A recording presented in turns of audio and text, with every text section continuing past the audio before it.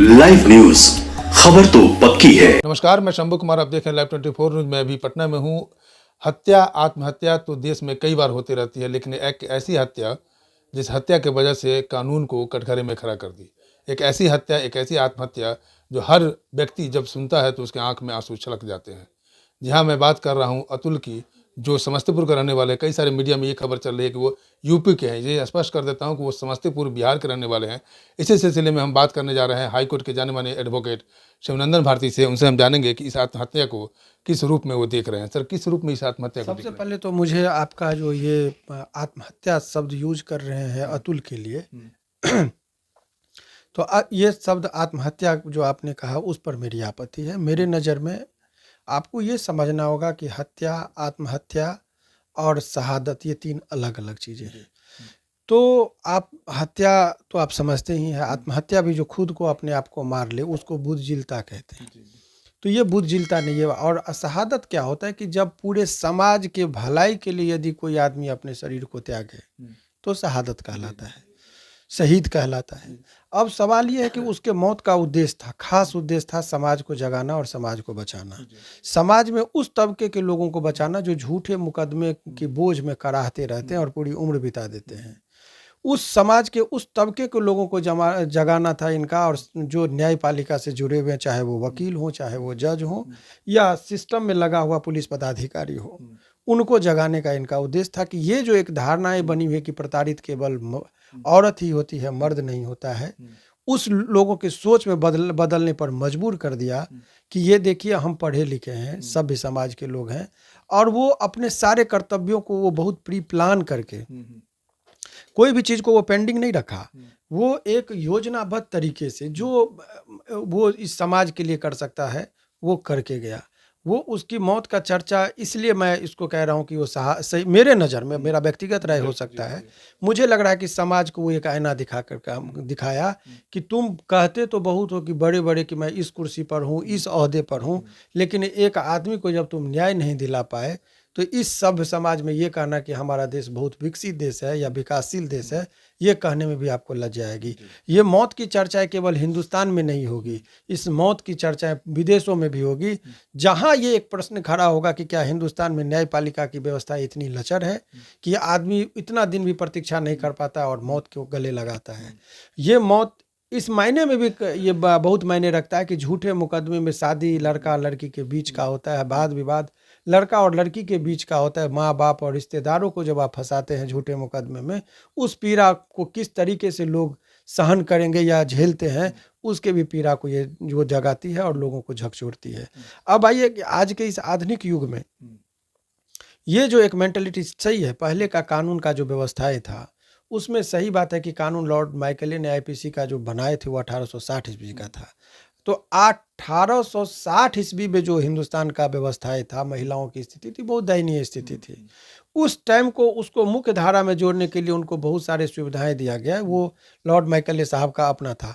आज के परिप्रेक्ष्य में देखेंगे तो आधुनिक युग है, लड़का और लड़कियों में कोई अंतर नहीं, जबकि लड़कियों की आज़ादी की बात है तो मुझे लग रहा है कि अब इस समाज ने भी स्वीकार कर लिया है सामान्यतः कि लड़कियों को, आज की लड़कियों की आज़ादी मर्दों से ज़्यादा है। कहीं भी वो स्कूटी चलाती है, गाड़ी चलाती है, प्लेन चलाती है, सेना में जाती है, हर चीज़ वो इक्वली कर रही है। तो कानून में भी इक्वालिटी होनी चाहिए। अब वो जो फेवरिज्म का एक सिद्धांत है कि नहीं हम उसको फेवर करेंगे, वो चीज़ नहीं होना चाहिए। तो अभी इसके मौत में यही दिखाया कि कोई पति है तो रूटीन मैनर से जो काम किया जाता है न्यायपालिका में, रूटीन मैनर में कि हस्बैंड है, बेल नहीं मिलेगा, हाई कोर्ट जाइए, रिलेटिव को मिल जाता है, फिर तारीख पर तारीख का जो खेल चलता है। तो इस सब चीज़ों को रोकने के लिए उन्होंने करारा एक क्रिटिसिज्म है, एक आलोचना वो किया है न्यायपालिका को अपने मौत के माध्यम से कि आपके यहाँ देखिए ये कहते बहुत ईमानदार छवि के लोग, लेकिन प्रश्न खड़ा तो जज पर भी कर दिए कि यहाँ पर हमसे घूस मांगा जाता था। और डाइंग डिक्लेरेशन का सिद्धांत यदि न्यायिक प्रक्रिया में मानेंगे 32 जो इंडियन एविडेंस एक्ट कहता है कि मान लिया जाएगा कि मरने वाले ने जो बोला है वो झूठ नहीं बोला, ये न्यायपालिका ही मानती है। इस पर कई अनेकों लोगों को सजा भी दी है। अगर वो ये कह देता है कि मेरे मरने का कारण मेरी वाइफ है तो सजा होगा। तो अगर वो कह दिया कि मेरे मरने का व्यक्ति, वो जज साहब को व्यक्तिगत, वो पूरे सिस्टम को नहीं कहा, उस व्यक्ति के जो न्यायपालिका से जुड़ा था उस पर वो डायरेक्ट कमेंट किया, वो व्यक्तिगत तौर पर वो भी प्रभावित हो सकते हैं। तो वो डाइंग डिक्लेरेशन के सिद्धांत के आधार पर मृत्यु काल मृत्यु जो जिसका हुआ है, उसका जो अंतिम वाक्य था कि न्याय अभी अधूरा है या न्याय अभी बाकी है, ये दिखाना, और उसने उसकी आस्था देखिए न्यायपालिका पर, ये हिंदुस्तान के कल्चर में है, इसकी आस्था जिंदा के साथ साथ मौत पर भी था। कहा कि अब मेरे मौत के बाद जिंदा में मुझे न्याय नहीं मिला, मेरे मरने के बाद इसको सजा दिलाना, और अंतिम इच्छा में लिखा कि मेरे अर्थी को अभी मत विसर्जित करना, तब तक रखना जब तक कि मुझे न्याय न मिल जाए, और अगर न्याय नहीं मिले तो उसी न्यायालय के समक्ष की सामने जो गटर बहती है उसमें मेरे अस्थि को बहा देना, ताकि ये एक बहुत बड़ा मैसेज है। ये अपने आप में दिखाता है कि वो आदमी को कितना आस्था न्यायपालिका पर है। लेकिन दुर्भाग्य है कि जो लचर व्यवस्थाएं हैं उसी व्यवस्था का शिकार वो हुआ। इस पर जो लेजिस्लेचर है, जो कानून बनाते हैं, विधायिका विधानसभा के अंदर और पार्लियामेंट के अंदर जो कानून बनाते हैं, उन लोगों को भी जो एक नए कानून की पुरुष को भी जो इससे बचने का उपाय है। अगर देखिए 498 का केस में ऑनरेबल सुप्रीम कोर्ट ने भी कहा कि अधिकतर केस 376 में और 498A में फर्जी केस होते हैं, एक हथियार के तौर पर इस्तेमाल किया जाता है। पहले जैसे बंदूक दिखाकर लोगों को डराता है लोग कि पैसा दे दो तो लोग दे देते हैं, ठीक उसी तरीके से कुछ महिलाएं इस अपने महिला होने का फायदा एक हथियार से भी ज़्यादा वो करते हैं। वो दिखाते कि मैं महिला हूँ, मैं तुम्हें फंसा दूंगा, झूठा मुकदमा में लोग डर जाते हैं, कितने लोग सब वो एक्सप्लॉइट कर लेती है। तो ऐसे जो महिलाएं हैं, जो इस टेंडेंसी का डेवलपमेंट हो रहा है, इस बात से ऑनरेबल सुप्रीम कोर्ट भी अवेयर थी, और सुप्रीम कोर्ट ने हाल ही के दिनों में Arnesh Kumar versus state of Bihar में उन्होंने एक विस्तृत विवरण दिया और कहा कि 7 वर्ष 498 स्पेशली लिखा उन्होंने कि 498A एवं 7 वर्ष से तक का जो सजा का जिसमें प्रावधान हो उसमें डायरेक्ट गिरफ्तारी नहीं करनी है, 41 का लाभ देना है। तो उनको भी कहीं ना कहीं एहसास था कि भाई इस चीज़ का मिसयूज हो रहा है, ये धड़ल्ले से ऑनरेबल सुप्रीम कोर्ट ने कई बार कहा। तो हाई कोर्ट और सुप्रीम कोर्ट जो शीर्ष न्यायालय है वहाँ तक ये मामला पहुँचा है। लेकिन व्यवहारिकता में क्या होता है, व्यवहारिकता में जब आप आएंगे व्यवहार न्यायालय, सेशन न्यायालय, फैमिली कोर्ट इत्यादि, तो वहाँ एक सेट रूटीन पर काम होता है। अधिकतर जनरली हम लोग बेल में ही जाते हैं, 498 का है तो हम लोग क्लाइंट को पहले बोलते हैं आप हस्बैंड, आपको कितना भी आप हमको कागज पत्र दीजिए, आप नहीं बचेंगे, आपको हाई कोर्ट बेल में आना ही पड़ेगा। वहाँ पर हम लोग जाते क्या है, हस्बैंड है, यही पूछा जाता है। पैटर्न की बात मैं कह रहा हूँ, एक सेट पैटर्न है। हम लोगों को बेल के दौरान के क्या है, हस्बैंड है, अच्छा तो ठीक है, अब अदर देन हस्बैंड जो रिलेटिव है उनको बेल वहाँ से मिल जाता है।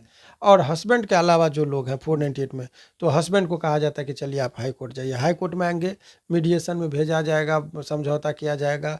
कुछ जज साहब का पैटर्न है कि उनको फिक्स मेंटेनेंस दिया जाएगा, 5,000 10,000 बांध दो।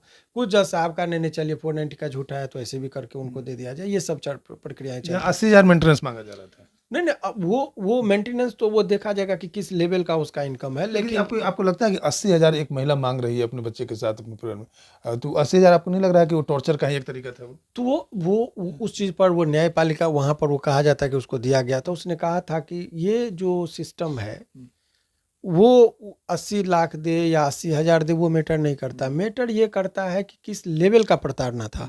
मेंटेनेंस से उस व्यक्ति को कोई आपत्ति नहीं थी, उसने बोला भी है वीडियो में। आपत्ति व्यवस्थाएं में जो लचर थी उसको प्रताड़ित किया जाए। एक तो व्यक्तिगत जीवन प्रभावित हुआ, माता पिता को उसको प्रताड़ित किया गया, वो प्रभावित हुआ, उसका जीवन प्रभावित हो रहा था, बहुत संघर्ष कर रहा था। ऊपर से वो कह रहा है, उसका डायरेक्ट एलिगेशन है कि हमसे पैसा और रिश्वत के तौर पर जज साहब से के द्वारा मांगा जा रहा था। ये एक बहुत गंभीर प्रश्न वो खड़ा करके चला गया। और ये कह देना कि भाई न्यायपालिका और डाइंग डिक्लेरेशन के सिद्धांत को मानिएगा तो उसको मांग के तो माना जाएगा कि वो झूठ नहीं बोला। तब तो ये आत्ममंथन करने की जरूरत है कि न्यायपालिका में यदि वो करप्शन की बातें आ रही है तो वो आस्था लोगों का कैसे रहेगा। इसीलिए अब तो उस पर बहुत गंभीर सवाल जरूर खड़ा। सर, आपने शुरू में जो ऑब्जेक्शन किया कि आत्महत्या नहीं शहादत है, तो इस शहादत को हम इस रूप में आपकी बातों से हम सहमति जता सकते हैं कि उसने देखा कि माता पिता हमसे हमारे वजह से परेशान हो रहे हैं, हमारे वजह से पैसे का डिमांड किया जाता है, तो इस बात से पुष्टि किया जा सकता है कि वो अपने माता पिता और अपने परिवार को बचाने के लिए, अपने बच्चे को बचाने के लिए, वो समाज को बचाने को उसने कहा कि अनेकों लोग जो है जो प्रताड़ित हो रहे हैं झूठे मुकदमे में, उन लोगों को इसके ऊपर कानून बनाना चाहिए। हिंदुस्तान में पुरुषों को भी न्याय मिले, पुरुषों के लिए भी इक्वल फुटिंग की व्यवस्थाएं हो। ये जो एक तरफा धारणाएं बनाई जाती कि केवल महिला है तो महिला ही प्रताड़ित होती है, पुरुष नहीं प्रताड़ित होता है, इस सोच में परिवर्तन लाने के लिए पूरे समाज को बचाने का वो काम किया है। इसीलिए मैंने कहा व्यापक पैमाने पर उसकी मौत जो है सो लोगों को एक शिक्षा दी है, इसीलिए वो शहीद कहलाएगा। चलिए, बेटे के लिए उसने कुछ लिख करके गया है, वो बेटे के लिए क्या था वो मैटर? बेटे के लिए उसने एक लिखा है लेटर कि इस लेटर को 2038 में खोलना।